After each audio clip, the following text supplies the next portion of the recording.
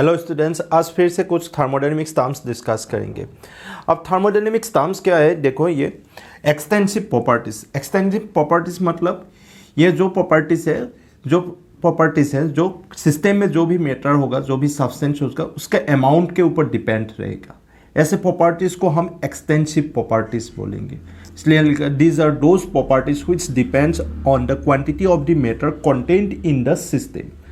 मतलब एक thermodynamic systems में जो भी मैटर प्रेजेंट होगा उसके अमाउंट पर जो भी प्रॉपर्टीज डिपेंड होगा उसको हम क्या बोलेंगे, एक्सटेंसिव प्रॉपर्टीज बोलेंगे। जैसे मास, ये मास तो कंप्लीटली ये क्या है, ये प्रॉपर्टीज तो है इसके अमाउंट के ऊपर ही डिपेंड होगा। Volume, heat capacity, internal energies, मतलब ये सब्सटेंस में जो भी प्रेजेंट होगा सिस्टम में उसके अमाउंट के ऊपर ये डिपेंड है। ये सब properties, mass, volume, heat capacity, internal energy, enthalpy, entropy, Gibbs free energies.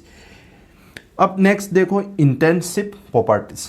Intensive properties होगा तो क्या होगा, ये प्रॉपर्टीज सब्सटेंस के अमाउंट के ऊपर डिपेंड नहीं है, ये डिपेंड है सब्सटेंस के नेचर्स के ऊपर।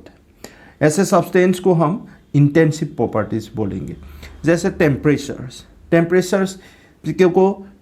एक ऐसा प्रॉपर्टीज है, इसमें सब्सटेंस कितना अमाउंट है उसके ऊपर डिपेंड नहीं है, ये सब्सटेंस का नेचर कैसा है उसके ऊपर डिपेंड है। मतलब टेम्परेचर ज़्यादा होगा या कम होगा, ये सब्सटेंस के अमाउंट के ऊपर डिपेंड नहीं है। ऐसे प्रॉपर्टीज़ को हम इंटेंसिव प्रॉपर्टीज़ बोलेंगे। इसलिए लिखा these are the those properties which depend only upon the nature of the substance and are independent of the amount of the substance present in the system। ऐसे properties होगा, temperature हो सकते हैं, pressure, system के जो सब system में जो भी सब्सटेंस उसका अमाउंट के ऊपर ये प्रेशर डिपेंड नहीं है। Boiling point, freezing point, viscosity, refractive index, density, surface tensions, EMF, pH, specific heat, mole fractions, molarity, ऐसे सब प्रॉपर्टीज ये क्या है, सब्सटेंस के नेचर ऊपर डिपेंड है, लेकिन इसके सब्सटेंस के अमाउंट के ऊपर ये प्रॉपर्टीज डिपेंड नहीं है। इसको हम इंटेंसिव प्रॉपर्टीज बोलेंगे। ऐसे ही एक्सटेंसिव और इंटेंसिव प्रॉपर्टीज के बीच में ये डिफरेंस है। नेक्स्ट देखते हैं थर्मोडायनेमिक प्रोसेस। आप थर्मोडायनेमिक प्रोसेस इस टर्म्स को देखो। थर्मोडायनेमिक प्रोसेस क्या है, एक सिस्टम एक स्टेज से दूसरे स्टेज में जो चेंज होगा तो उसको हम थर्मोडायनेमिक प्रोसेस बोलेंगे। मतलब एक सिस्टम एक स्टेज से दूसरे स्टेज, मतलब एक सिस्टम ए स्टेट में था और वो चेंज हो गया बी स्टेज में। अब इस प्रोसेस को हम क्या बोलेंगे, थर्मोडायनेमिक प्रोसेस। मतलब ए स्टेट में जो भी प्रेशर, टेम्परेचर, वॉल्यूम, जो भी उसका प्रॉपर्टीज था वो चेंज होके बी स्टेट में चला गया।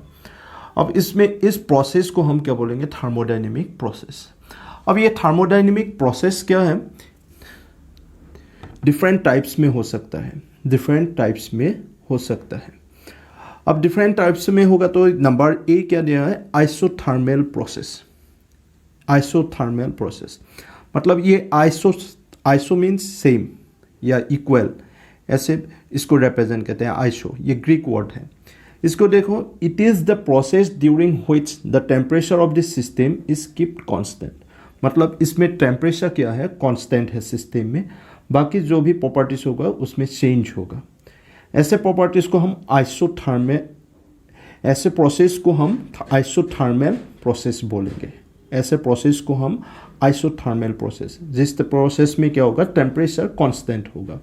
मतलब ये टेम्परेचर कांस्टेंट मतलब क्या रिप्रेजेंट कर रहे हैं, जो एक स्टेट में जो पहले था उससे दूसरे स्टेट में जब ट्रांसफर हुआ, जो चेंज हुआ, तो ये उसका टेम्परेचर जो था होगा वो कांस्टेंट ही होगा। मतलब इनिशियल टेम्परेचर भी सेम होगा और वो फाइनल टेम्परेचर भी क्या होगा, सेम होगा, अब इक्वल होगा। इस प्रोसेस को हम आइसोथर्मल प्रोसेस बोलेंगे।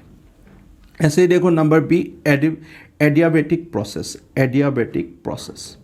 इस प्रोसेस में क्या होगा, इसमें हीट फ्लो नहीं होगा। इस प्रोसेस में हीट फ्लो नहीं होगा, सिस्टम टू सराउंडिंग्स फ्लो नहीं होगा, या surrounding to system heat flow नहीं होगा। उस प्रोसेस को हम एडियाबैटिक प्रोसेस बोलेंगे।